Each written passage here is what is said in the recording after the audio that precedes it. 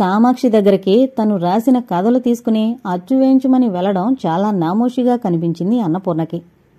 కామాక్షి తండ్రి పత్రిక పెట్టుబడి పెట్టినంత మాత్రం చేత ఆమె దగ్గరకు వెళ్లి కాళ్ళు పుచ్చుకోవడానికి నా కర్మ కాలిందా ఏం? సరాసరి శివరావు గారికి ఇస్తాను అంది శంకర్రావుతో. శంకర్రావు గారి ప్రాణం చూక్కుమంది. అన్నపూర్ణ మీద ఎంత ప్రేమున్నా కామాక్షిని చులకం చేయడం ఆయనకు బాధ అనిపించింది. తనకి కాస్తో కూస్తో ప్రోత్సాహాన్నిస్తోంది, తద్వారా ఆర్థిక లాభం కలిగిస్తోంది కామాక్షే. ఆమంటే శివరావుకి, వెంకటపతి గారికి కూడా గౌరవం, భయమూ ఉన్నాయన్న సంగతి శంకర్రావు గారికి తెలుసు. అన్నపూర్ణ అంత పని చేస్తుందని కూడా ఆయనకు తెలుసు. అందుకే ఎందుకైనా మంచిదని తన వెంట పెట్టుకునే కటకం కార్యాలయానికి తీసుకువెళ్లాడు. కామాక్షి ఇప్పుడు శివరావు వద్ద రచనలు నేర్చుకోవడానికి కాదు, సబ్ ఎడిటర్గా వెళుతోంది. ఆఫీసులో ఉండే స్టాఫ్ 5-6గురికి ఆమంటే భయం, గౌరవమును.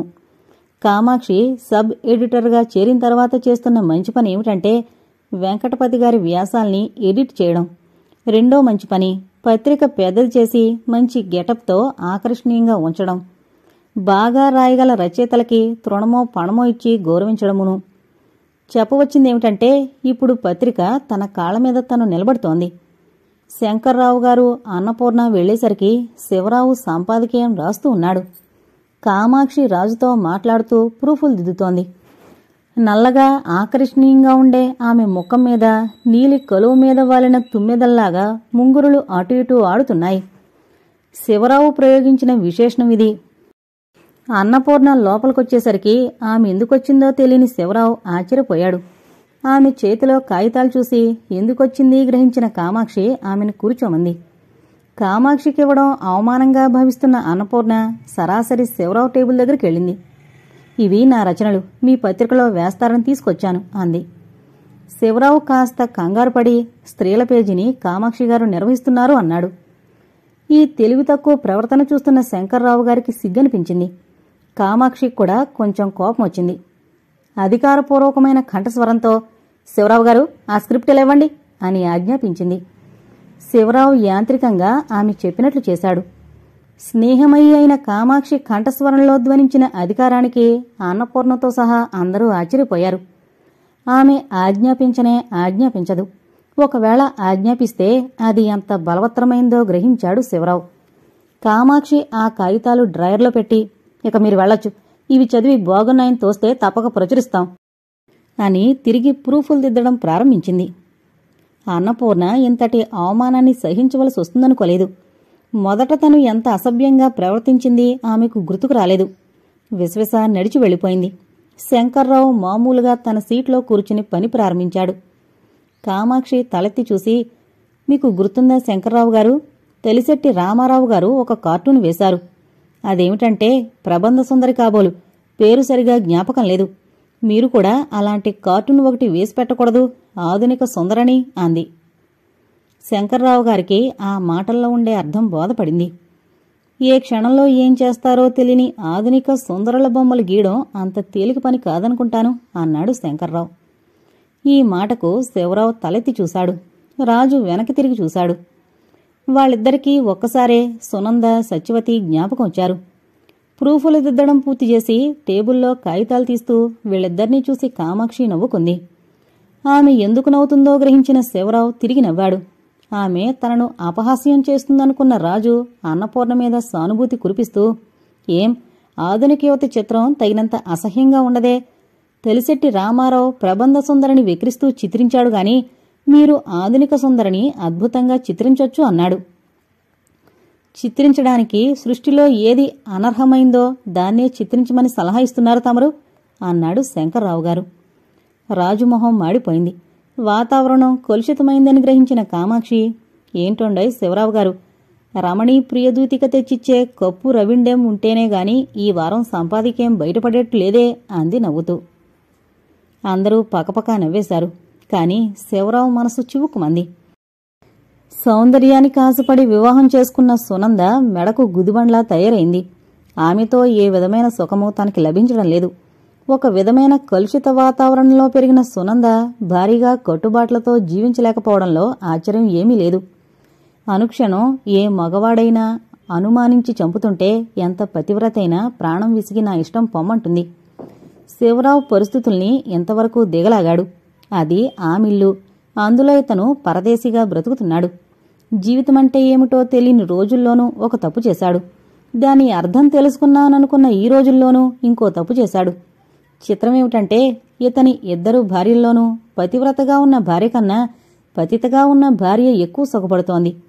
దీన్ని బట్టి చూస్తుంటే నీతిగా బ్రతకడం కన్నా అవినీతిగా బ్రతకడమే సుఖమేమో అనిపిస్తోందిప్పుడు.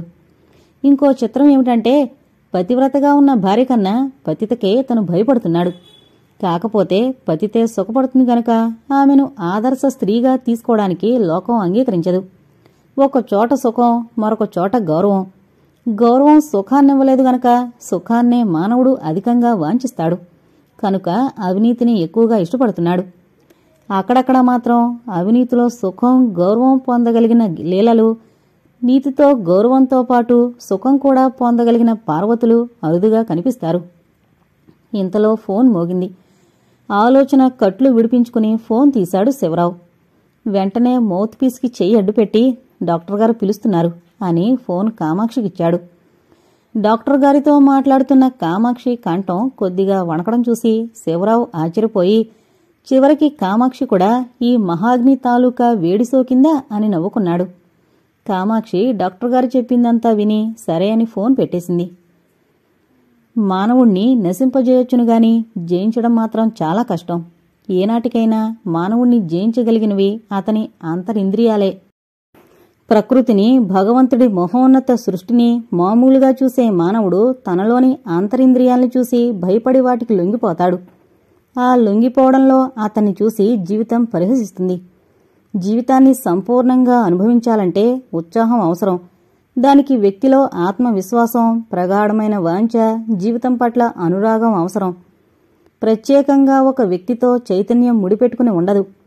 ఏ మహా వ్యక్తి అయినా మానవజాతిని సమీకరించగలిగితే ఒక మహా చైతన్యం ఉజ్వలంగా ప్రకాశిస్తుంది.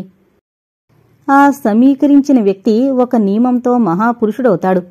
కృష్ణుడిలాంటి మహా వ్యక్తి. అంతేగాని నువ్వనుకున్నట్లు భగవంతుడు కాదు, జీలకర్ర కాదు అన్నాడు డాక్టర్. కామాక్షి ఆలోచించడం ప్రారంభించింది. సాయంత్రం 6 గంటలైంది. పక్క కిటికీలోంచి గాలి వీచినప్పుడల్లా మాలతీపూల వాసన గుప్పుమంటోంది. ఓ పందిరన్నా వేయక పక్కింటి మాలతీపూల వాసనతో తృప్తి పడుతున్నారేమిటి కర్మం అంది. డాక్టర్ నవ్వాడు. కామాక్షి మళ్లీ ఆలోచనగా, అవును, మల్లెపూలెందుకు? వాటికెంత సువాసనున్నా ఎవరి తల్లో చూసినా అవే కనకాంబరాలతోనో దవనంతోనో కలిపి కట్టబెట్టుకుని కనిపిస్తాయి. అందుకే అవంటే ఆకర్షణ పోతోంది. ఎంత విలువగల వస్తువైనా అతిగా లభిస్తే వెగటనిపిస్తోంది. వివాహ బంధం కూడా అంతేనేమో అంది. అయితే కొంపదీసి పెళ్లి చేసుకోవా ఏమిటి అన్నాడు డాక్టర్. ఆమె ఆ మాట వినిపించుకోలేదు. తిరిగి ప్రారంభించింది. అప్పుడప్పుడు మరో ఆవరణలోంచి మెల్లమెల్లగా వచ్చే మాలతీ సుగంధాన్ని మనిషి కోరతాడు. ఇది చాలా చిత్రం అంది. స్టోలెన్ ఫ్రూట్స్ ఆల్వేస్ స్వీటెస్టు అన్నాడు డాక్టర్. పకపక నవ్వింది కామాక్షి. నువ్వు చాలా చిత్రమైన దానివి కామాక్షి. వివాహం చవకైందంటావు, కృష్ణుడు భగవంతుడంటావు. ఈ రెండింటికి లంగరందడం లేదు. కృష్ణుడు భగవంతుడన్న నమ్మకం ఉన్నప్పుడు వివాహం పవిత్రమైందిగా భావించాలి. లేదా పెళ్లిగిళ్ళి ఉత్త నాన్సెన్స్ అన్నప్పుడు దేవుడు లేడు, దెయ్యమూ లేదు అనన్నా అనాలి. ఒక దాంట్లో ఆధునికవాదం, మరొక దాంట్లో పూర్వాచార పరాయణత. అర్థం లేదు అన్నాడు డాక్టర్. ఏం, ఎందుకు అర్థం లేదు? కృష్ణుడు భగవంతుడు కాకూడదని ఎక్కడుంది? పెళ్లనేది పవిత్రమైంది అని నమ్మి తీరాలని మాత్రం సిద్ధాంతం ఏముంది? పెళ్లనేది ప్రస్తుతం గాలివాన్లో పూరి గుడిసులాగా తయారైంది. లోపలి వాళ్లు బయటకు రావాలని, బయటవాళ్లు లోపలికి పోవాలని ప్రయత్నిస్తున్నారు అంది. అయితే నువ్విప్పుడు లోపలికి పోవాలని ప్రయత్నిస్తున్నావన్నమాట అని నోరు జారి చొప్పున పుస్తకం పేజీలు తిరగవేయసాగాడు డాక్టర్. ఆయన అవస్థ చూసి నవ్వుకుంది కామాక్షి. కొన్ని క్షణాలైన తర్వాత డాక్టర్ గారు అని పిలిచింది. ఆయన తలెత్తాడు. ఇందాక మీ ప్రశ్నకి సమాధానం ఇవ్వమంటారా అంది. డాక్టర్ తలూపాడు. నేను పూరి గుడిసెలోకి వెళ్లను డాక్టర్ గారు. మహాసౌధమైతే ప్రవేశిస్తాను. అయితే అది నా ఆత్మగౌరవానికి తాజ్మహల్ అయితేనే అంది. ధైర్యం చేసి మరో ప్రశ్న అడుగుతున్నాను. దయచేసి దానికి కూడా సమాధానం చెబితే. అడగండి. నువ్వు వెళ్లాలనుకున్న మహాసౌధం కనిపించిందా? ఈ ప్రశ్నకి సమాధానం చెప్పడానికి కొంతకాలం తీసుకుంటుంది. అదిగో మీ లిల్లీ తొంగి చూస్తోంది. నేను వచ్చినప్పుడల్లా దీనికిదేం జబ్బు అంది కామాక్షి. డాక్టర్ నవ్వాడు. ఇక్కడ మనం సేఫ్గా ఉన్నామో లేమోనని దానికి భయం అని తన మాటల్లో అశ్లీలం ధ్వనించేటట్లు అనిపించి కామాక్షి ఏమనుకుంటుందో అని ఆమె వైపు చూశాడు. ఆమె ఆ మాట వినిపించుకోలేదు. డాక్టర్ ఎందుకింత కుతూహలంతో తన విషయాలు తెలుసుకుంటున్నాడో ఆమెకు అర్థమయ్యి అర్థమవకుండా ఉంది. పల్చని తెరచాటున ఏదైనా వస్తువుంటే అక్కడ వస్తువు ఉన్నదన్న సంగతి తప్ప ఆ వస్తువు ఆకార విశేషాలు ఎలాంటివో స్పష్టంగా తెలీదు. అలాగే డాక్టర్ మనసులో తనను గురించి ఏదో అనుకుంటున్నాడని మాత్రం తెలుసుగాని ఏమనుకుంటున్నాడో తెలియడం లేదు. తెలియడం అంత మంచిది కూడా కాదేమో. ఏమిటి ఆలోచిస్తున్నావు కామాక్షి? నారీ స్తనభర అన్న శ్లోకం జ్ఞాపకం వస్తోంది నిన్ను చూస్తే. తర్వాత భజగోవిందం భజగోవిందం. కామాక్షి ఆ మాట అనేసరికి ఏదో అపశృతిగా అనిపించింది. అంతేనంటావు అన్నాడు డాక్టర్. ఇంతలో ఎవరో పేషెంట్ వచ్చినట్లు లిల్లీ చెప్తే కన్సల్టింగ్ రూంలోకి వెళ్ళాడాయన. కామాక్షి ఏదో ఆలోచిస్తూ ఉండగానే కళ్ళు మూతలు పడ్డాయి.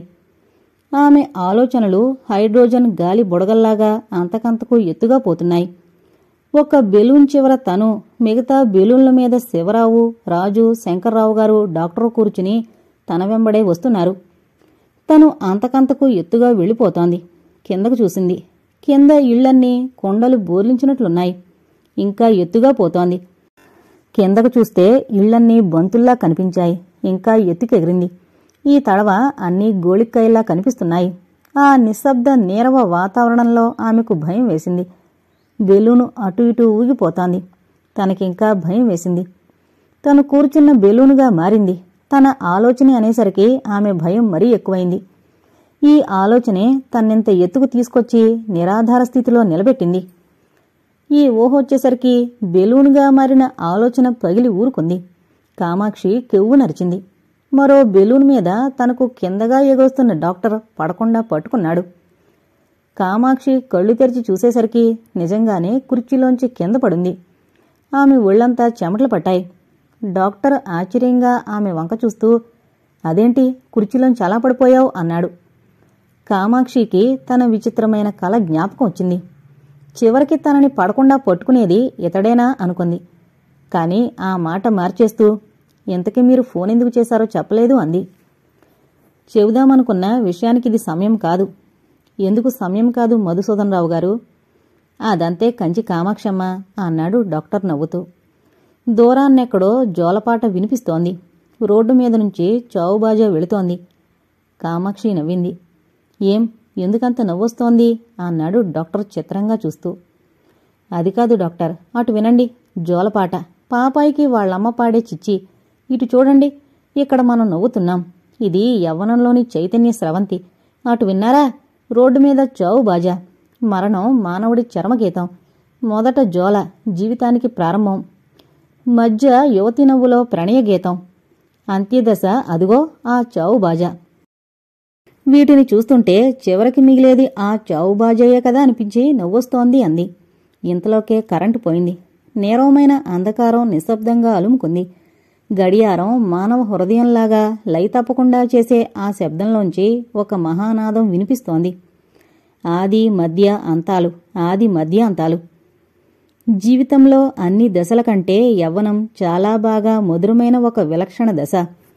ఆ దశలో కళ్లల్లో ఒక విధమైన కాంతి స్త్రీ పురుషుల్ని జ్యోతిర్మయులుగా చేస్తుంది. రక్తనాళాల్లో విద్యుచ్ఛక్తిలా రక్తం ప్రవహిస్తూ ఎదుటివారికి వెలుగునిస్తుంది. మాటల్లో మాధుర్యం, ఊహల్లో మోహావేశం, ఆలోచనల్లో చంచలత. ఇది ఆ దశ ప్రత్యేకత. రక్తనాళాల్లో ద్రాక్షరసం ప్రవహిస్తున్న ఆ మధుర దశతో సత్యవతికి మదిర కూడా తోడైంది. చివరికి ఆమె ఎలా తయారైందంటే మదిరలేంది 4 రోజులు గడపలేని స్థితికొచ్చింది.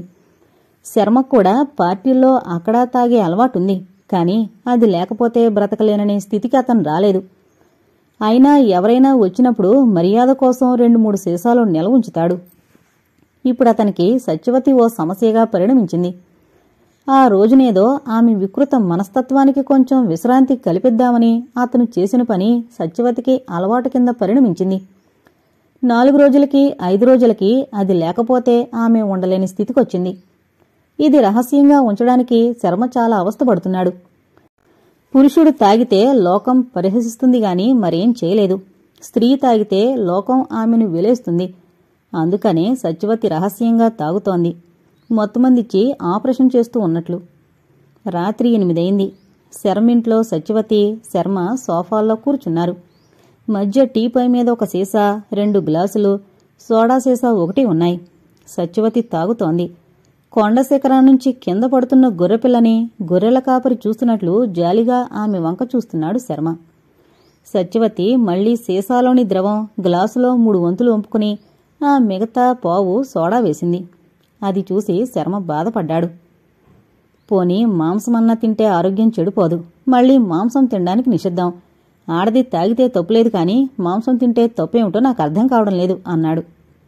మాంసం అంటే నాకు అసహ్యం అంది మొత్తుగా సత్యవతి. నీ మొహం, మంచివన్నీ నీకు అసహ్యం.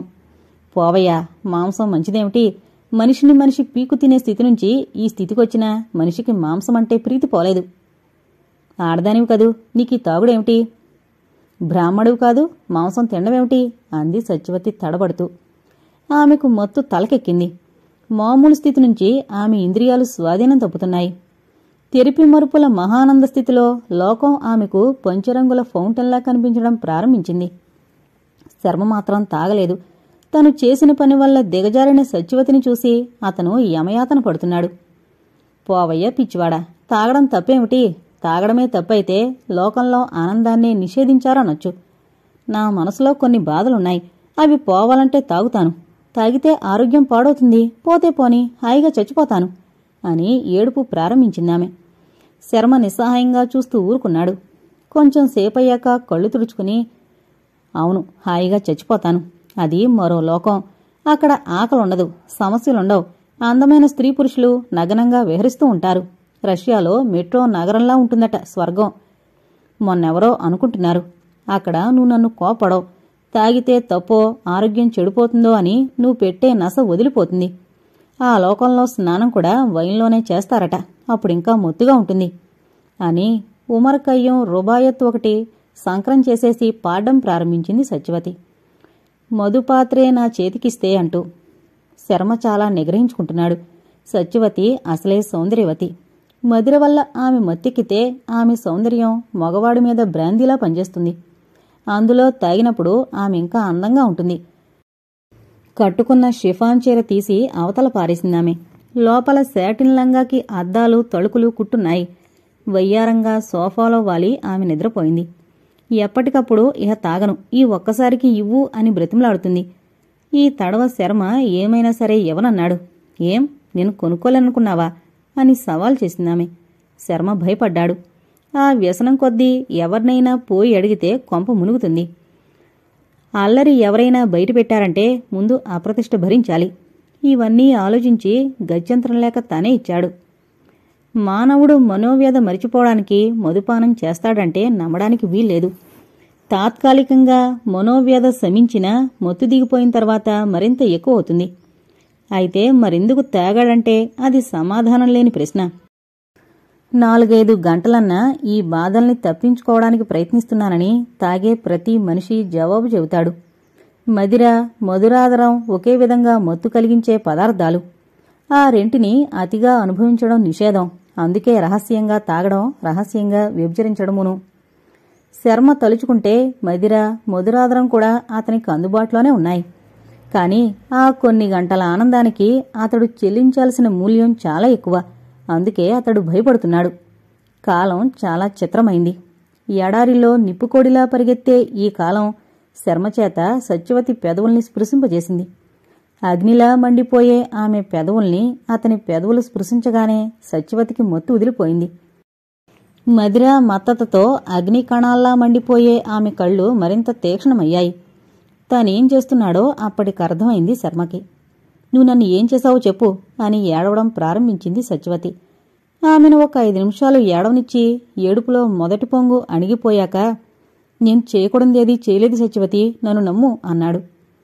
అవునా, నువ్వు నన్నేం చేయలేదా అని తిరిగి ఏడవడం ప్రారంభించిందామె. ఒట్టు, నా మాట నమ్ము, నేను నిన్నేం చేయలేదు అన్నాడు శర్మ సత్యవతి 2 చేతులు పట్టుకొని. కానీ నువ్వు నన్ను ఏదైనా చేసుంటేనే బాగుండేదేమో అని 2 చేతులతో మొహం కప్పుకుని నిశ్శబ్దంగా రోదించిందామె. శర్మ స్తబ్దుడైపోయాడు. చిత్రకళా ప్రదర్శనలో ఎడారి పువ్వుల చిత్రానికి మొదటి బహుమానం వచ్చింది. ఆ విషయం పేపర్లో చూసి ఆయన్ని అభినందించడానికి వెళ్లిన వారిలో రాజు ఒకడు. నిజంగా ఆయన చిత్రాన్ని అభినందించడానికి అతను వెళ్ళాడా అంటే అందుకాదు. అన్నపూర్ణని చూడ్డానికనే చెప్పాల్సి వస్తుంది. అసలు స్త్రీ పురుష సమస్యే చాలా చిత్రమైంది. దీనికి సంఘ నిర్మాతలు ఎన్ని కట్టుబాట్లు పెట్టారో అదంత విశృంఖలంగా పరిణమించింది. ఎవరెవరి మధ్య ఏ ఏ సమయాల్లో ఇది ప్రారంభమవుతుందో వారి ఆంతర్యాలకి ఆ సర్వాంతర్యామికే తప్ప ఇంకెవరికీ తెలీదు. తనకు సరిపడిన భర్త శంకర్రావు గారు కాదని అన్నపూర్ణకి ఎప్పుడైతే కలిగిందో అప్పుడే ఆయన తప్పులు ఆమె కంటికి గుమ్మడికాయల్లా కనిపించడం ప్రారంభించాయి. కటకం పత్రికాఫీసులో కామాక్షి చేత తన కౌమానం కలిగితే చూస్తూ ఊరుకున్నాడని శంకర్రావు గారి మీద విరుచుకుపడిందామె. ఆ రోజు నుంచి ఇద్దరి మధ్య పొగ రాజుతూనే ఉంది. అతను అసమర్థుడైన భర్త, అందులో వయసు మళ్లినవాడు, తనకి కావలసినవేమీ తేలేని దద్దమ్మ. ఈ కారణాలు ఆయన్ని తప్ప మరొకడిని చేసుకోనని చెప్పినప్పుడు అన్నపూర్ణకు కనిపించలేదు. అప్పుడాయన మహాత్యాగి, తనని కడుపులో పెట్టుకుని ఆదరించిన మేనమామ, తను చేసిన పనిని కప్పిపుచ్చి తన్ని పెండ్లి చేసుకుని సంఘంలో తనకొక స్థానాన్ని కల్పించిన ఉత్తముడు. అలాంటి శంకర్రావు గారు ఈరోజు ఇలా మారిపోయాడంటే కుటిలమైంది కాలమో లేక కామిని హృదయమో అంతుపట్టదు. ఇంతకు చెప్పొచ్చేదేమిటంటే భర్తకి తనకి మనస్పర్ధలొచ్చినప్పుడు రాజు చూపిన సానుభూతి అన్నపూర్ణకు రోహిణీకారతిలో రావిచెట్టు నీడలా కనిపించింది. డాక్టర్ మధుసూదనరావు డిస్పెన్సరీలో 5-6 సార్లు కలుసుకున్న అన్నపూర్ణ రాజు త్వరలోనే స్నేహితులవడంలో అట్టే ఆశ్చర్యం లేదు.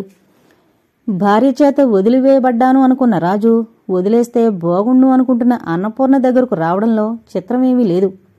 కాకపోతే ఇదంతా ఒక పెద్ద భ్రాంతి అని తెలుసుకునే స్థితిలో వాళ్ళు లేరు.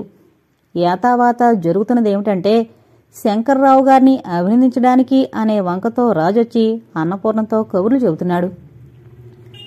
యాదృచ్ఛికంగా వాళ్లు కిలకలా నవ్వుతున్న సమయంలో పిల్ల పుట్టినరోజుకి పేరంటం పిలవడం కోసం వచ్చిన పార్వతి మరిదిని ఆ స్థితిలో చూసి ఆశ్చర్యపోయింది. అయినా ఆ ఆశ్చర్యాన్ని కప్పిపుచ్చుకుని అప్పుడేమీ మాట్లాడకుండా అన్నపూర్ణకి బొట్టు పెట్టి వెళ్లిపోయింది. వదినిగారిని చూసి గతుక్కుమన్నాడు రాజు. తాను చెయ్యకూడని ఘోరాపరాధం ఏదో చేస్తూ ఆ పవిత్రమూర్తికి పొట్టుబడినట్లు అనిపించింది. అయినా తానేం చేశాడు? ఊరికే మాట్లాడుతున్నాడు. అంతకన్నా తానేం చేశాడని భయపడాలి? నిజంగా తానేమీ చేయలేదా? రాజు తెల్లబోవడం అన్నపూర్ణ చూసింది. అతనికున్న చిత్త సంస్కారం ఆమెకు లేకపోవడం వల్ల, అదేమిటి మీ వదిన మరీ అంత పాతకాలపు ముత్తైదులా ఉంటుంది, మోస్ట్ అన్కల్చర్డ్ ఉమెను అంది. రాజు మనసు చివుక్కుమంది. తన వదినగారు సంస్కారం లేని స్త్రీయా? తను చెప్పకుండా చేయకుండా ఆలోచించకుండా సత్యవతిని పెళ్లాడి ఇంటికి తీసుకునొస్తే కడుపులో పెట్టుకుని ఆదరించిన ఉత్తమురాలికి సంస్కారం లేదా? తల్లి చనిపోయిన తనని మరో తల్లిలా చూసిన తన వదినగారికి సంస్కారం లేదని అనడానికి దీనికేం హక్కుంది? మిస్టర్ రాజు, కాఫీ తీసుకోండి అన్న అన్నపూర్ణ మాటలకి ఆమె చిరునవ్వుకి లొంగిపోయి పార్వతిని ఆమె ఏమందో కూడా మరిచిపోయాడు. ఇంతలో శంకర్రావు గారు లోపలికొచ్చారు. ఆయన్ని చూసి రాజు మళ్లీ తడబడ్డాడు. కొన్ని క్షణాలకు తేరుకొని, కంగ్రాచ్యులేషన్ అండి, అఖిల భారత చిత్రకళా ప్రదర్శనలో మీ చిత్రానికి మొదటి బహుమతి వచ్చినందుకు చాలా ఆనందం అన్నాడు. శంకర్రావు గారు అల్పసంతోషి. ఆ మాత్రం పొగడతకే ఉబ్బి తబ్బిబ్బైపోతూ, నిజంగా చెప్పాలంటే ఈ ఘనతంతా కామాక్షిది. ఐడియా ఇచ్చింది ఆమె. దీనిని చిత్రకళా ప్రదర్శనకి పంపమని సలహా ఇచ్చింది కూడా తనే అన్నాడు. అన్నపూర్ణ మొహం నల్లగా మాడిపోయింది. అది గమనించిన రాజు ఆమెను తృప్తిపరచాలనే ఉద్దేశంతో, సలహాదేముందిలెదురు, వినేవాడే దొరకాలిగాని సలహా చెప్పే ఛాన్సు ఎవడు వదులుకోడు అన్నాడు. శంకర్రావు గారు రాజు మాట పట్టించుకోకుండా, అది కాదోయ్, కామాక్షి లాంటి ప్రోత్సాహమిచ్చే స్త్రీయే దొరికితే పురుషుడు చేయలేని పనంటూ ఈ సృష్టిలో ఉండదు అన్నాడు. అన్నపూర్ణ మొహం చూసి వాతావరణం యుద్ధోన్ముఖంగా ఉన్నదని గ్రహించిన రాజు వారి దగ్గర సెలవు తీసుకుని బయటకొచ్చాడు. రాత్రి 8 అయింది. సందుగొందుల్లో తన నగ్న శిశువును రొమ్మున చేర్చుకుని అరుగుపక్క అలసి నిద్రిస్తున్న బిచ్చగత్తిలా ఉన్న పట్నం గవర్నర్పేట సెంటర్లో లైట్ల వెలుతురులో అలంకరించుకుని అసభ్యనాట్యం చేస్తున్న పొడుపుగత్తిలా ఉంది. ఎవరో రాసిన ఈ మాటలు రాజుకి జ్ఞాపకం వచ్చాయి. అతను ఇల్లు చేరుకునేసరికి 8:30 కొట్టింది. పార్వతి పిల్లకు గోరుముద్దలు తినిపిస్తూ చందమామను చూపిస్తూ ఉంది. రాజు రావడం చూసి కూడా తలెత్తి చూడలేదు. నిజంగా తను తప్పు చేశాడు. అందుకే ఆమె శిక్షించాలనుకుంది. చపలచిత్తుడు, నిర్దిష్టమైన ఊహలు లేనివాడు అయిన ఆ యువకుడు పార్వతికి భయపడతాడు. అది ఆమెను చూస్తే కలిగే భయమో లేక ధర్మాన్ని చూస్తే కలిగే భయమో దేవతలు చెబితేగాని మనకి తెలీదు. పిల్లిలా లోపలకు వెళుతున్న రాజును పార్వతి వెనక్కు పిలిచింది. మీ అన్నయ్య వచ్చేసరికి ఆలస్యమవుతుందట, మనిద్దరం భోంచేద్దాం, త్వరగా బట్టలు మార్చుకునిరా అంది. రాజు బ్రతుకు జీవుడా అనుకున్నాడు. వంటింట్లో 2 పీటలు వేసి ఎదురెదురుగా 2 వెండి కంచాలు అమర్చున్నాయి. వాటి పక్కన కూర పులుసు వేసుకునేందుకు మర్రాకులాగా చేసిన వెండి పళ్ళాలు పెట్టున్నాయి. అంతవరకు గుమ్మం మీద తలపెట్టుకుని పడుకున్న వంట మనిషి అచ్చయ్యమ్మగారు పార్వతిని చూసి, వడ్డించమంటారా పార్వతమ్మ అంది లేస్తూ. అక్కర్లేదు పిన్నిగారు, నేను వడ్డిస్తానులేండి, ఏముంది, అన్నీ చేతికందేలా పెట్టుకుని ఇద్దరం కూర్చుంటాం అంది పార్వతి. రాజు పొట్టుబట్ట కట్టుకుని వంటింట్లోకొచ్చాడు. ఈవాళ వదినని సంతోషపెట్టాలనిపించింది ఎందుకనో. పొట్టుబట్ట కట్టుకుంటేనూ సంజయ్ వరిస్తేనూ పార్వతి సంతోషిస్తుందని అతనికి తెలుసు. పొట్టుబట్టతో లోపలికొచ్చిన మరిదిని చూసి తనలో తనే నవ్వుకుంది పార్వతి. కూర కలుపుతున్న రాజుకి మరికొంచెం నెయ్యి వేసి తను కూడా కంచంలో అన్నం పెట్టుకుంటూ యథాలాపంగా అడిగినట్లు, సరే కాని రాజు, శంకర్రావు గారింటికి నువ్వు రోజూ వెళుతూనే ఉంటావేమిటి అంది. గతుకుమన్నాడు రాజు. ఏం జవాబు చెప్పాలో అతనికి తెలియలేదు. పార్వతి మళ్ళీ, ఆ అమ్మాయి ఎందాక చదువుకుందేమిటి అంది మరికొంచెం కూర వేస్తూ. మన కామాక్షితో పాటు బిఏ చదివిందట, పార్టీ ఏదో పోయినట్లుంది అన్నాడు. కొంచెంసేపు ఇద్దరూ నిశ్శబ్దంగా భోజనం చేశారు. పార్వతి సూటిగా రాజు ముఖం వంక చూస్తూ, నా మాట ఒకటి వింటావా అంది. ఒక మహారాణి తన సేవకుణ్ణి ఆజ్ఞాపిస్తున్నట్లుంది. కాని 19వ శతాబ్దంలో ఒక మధ్యతరగతి కుటుంబంలో వదినిగారు మరిదితో మాట్లాడుతుందని ఎవరూ అనుకోరు. కంఠస్వరంతో శాసించగల ఈ నేర్పు ఆమెకు జన్మగతమైంది. ఇతరులకు ఏదైనా చెప్పాలనుకున్నప్పుడు కామాక్షి కూడా పార్వతి కంఠస్వరాన్ని అనుకరిస్తుంది. పార్వతిని చూసి ఈ విద్య ఆమె నేర్చుకుంది. ఈ కంఠస్వరం రాజు వినడం ఇది 2వసారి. మొదట తడవ తన తండ్రికి జబ్బుగా ఉన్నప్పుడు మందు తేకుండా టెన్నిస్కి వెళ్లాలని ప్రయాణమయ్యాడు తను. అప్పుడు కూడా ఇదే కంఠస్వరం.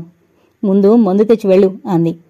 తన కోసం వీధిలో ఎదురుచూస్తున్న 4 స్నేహితులకి రానని చెప్పి మందు తేవడానికి వెళ్లాడు. తర్వాత ఇన్నాళ్లకి మళ్లీ అదే కంఠస్వరం. రాజు భయపడ్డాడు. ఈ తడవ ఆమె ఏం ఆజ్ఞాపిస్తుందో. ఎల్లుండి మంచిది, మద్రాసు వెళ్లి సత్యవతిని తీసుకురా, వెళ్లి చాలా కాలమవుతోంది అంది. సత్యవతి పోట్లాడి వెళ్లిన సంగతి పార్వతికి తెలియనివ్వలేదు రాజు. సత్యవతి దగ్గర్నుంచి అప్పుడప్పుడు వస్తున్న ఆ ఉత్తరాల ద్వారా కూడా ఆమెకేమీ తెలియలేదు. సత్యవతి ఎన్నాళ్లు పుట్టింట్లో ఉండడం ఆమెకేమీ ఆశ్చర్యమనిపించలేదు. గారాబంగా పెరిగిన పిల్ల కావడం చేత ఉండిపోయిందని అనుకుంది. సాయంత్రం పేరంటానికి పిలవడానికి వెళ్ళినప్పుడు అన్నపూర్ణ రాజు నవ్వుకుంటుండగా చూసి, మరిది సత్యవతి లేకపోవడం వల్ల స్త్రీ స్నేహాన్ని కోరడం పొరపాటు వల్ల జరిగిందేమో అనుకుంది. అదే ఉద్దేశంతో వెంటనే వెళ్లి సత్యవతిని తీసుకురమ్మని రాజును ఆజ్ఞాపించింది. న్యాయంగా సత్యవతికి చెందాల్సిన ఆస్తేదో అన్యాక్రాంతమవుతున్నట్లు ఆమె బాధపడింది. ఇంగ్లీష్లో ఒక సామెతుంది, పెళ్లిళ్లు స్వర్గంలో అవుతున్నాయని. పార్వతి నమ్మకం కూడా అంతే. భార్యాభర్త సంబంధం ఈ జన్మలోంది కాదని, జన్మల నుంచి వస్తున్న ఒక మహత్తరమైన అనుబంధమని పార్వతి విశ్వసిస్తుంది. ఒక తడవ ఇదే మాటంటే కామాక్షి ఆమెను ప్రశ్నించింది. అయితే పార్వతక్కయ్య, పెళ్లిళ్లు నిజంగా ఎంత దృఢతరమైనవి అయితే ఇప్పుడు ఈ విడాకుల విషయం ఏమంటావు? అందులో ముఖ్యంగా ప్రేమించి పెళ్లి చేసుకున్న పెళ్లిళ్లు అసలే అధ్వానమవుతున్నాయి అని. పార్వతి కొంచెంసేపు ఆలోచించింది. ఆమెకు కూడా ఆ ప్రశ్నకంత తేలిగ్గా సమాధానం దొరకలేదు. అసలిప్పుడు ఆ ప్రేమ ఎంత కొంప ముంచుతోంది. వివాహం అనేది చాలా తేలిగ్గా జరుగుతోంది కనుకే చాలా తేలిగ్గా కూడా విచ్ఛిన్నమవుతోంది. నేను చెప్పేది ఆ వివాహం సంగతి కాదు అంది. అయితే ఇప్పుడు జరిగే పెళ్లిళ్లలో పెద్దలు జరిపే పెళ్లిళ్ల కన్నా ప్రేమ వివాహాలతోటే ప్రమాదంగా ఉంది అంటావు అంది కామాక్షి. ఆ సంభాషణంతా ఇప్పుడు జ్ఞాపకం వచ్చింది ఆమెకు. నిజంగా వివాహాలు స్వర్గంలోనే జరిగితే విడాకుల ప్రస్తావనే ఉండదు. మరి ఇదేమిటి? చెయ్యి కడుక్కుని వెళుతున్న రాజును వెనక్కి పిలిచి, ఎల్లుండి మంచిది, మద్రాసు వెళ్ళు అంది. రాజు తల ఊపాడు. తలైతే ఊపాడు కాని ఏ మొహం పెట్టుకుని మద్రాసు వెళ్లాలో అతనికి అర్థం కాలేదు. చిన్న మాట పట్టింపు మీద గర్వంగా వెళ్లిన ఆడదాన్ని మగవాడయుండి తానెలా బ్రతిమాలగలడు? ఇంకో సంగతేమిటంటే సత్యవతి ఉద్యోగం చేస్తున్నట్లు రాజుకు తెలీదు. వదిన మాటకి ఎదురు చెప్పే ధైర్యం తనకి లేదు. ఇప్పుడేం చెయ్యాలి? అన్నపూర్ణతో తన నవ్వుల్ని వదిన అపార్థం చేసుకున్నట్లుంది. రాజు నిట్టూర్చాడు. అన్నపూర్ణలాంటి స్త్రీయే దొరికితే తన దాంపత్య జీవనం ఎంతో సుఖప్రదమై ఉండేది. సత్యవతిని చూసినప్పుడు తనకలాగే అనిపించిందన్న సంగతి అతడు మరిచిపోయాడు. చాలాసేపు ఆలోచించిన తర్వాత ఒక తడవ వెళ్లి రావడమే మంచిదని నిశ్చయించుకున్నాడు. నిశ్చయించుకోక చేసేది ఏమీ లేదు. పార్వతి మాటకు అతడే కాదు, ఎవరూ ఎదురు చెప్పలేరు.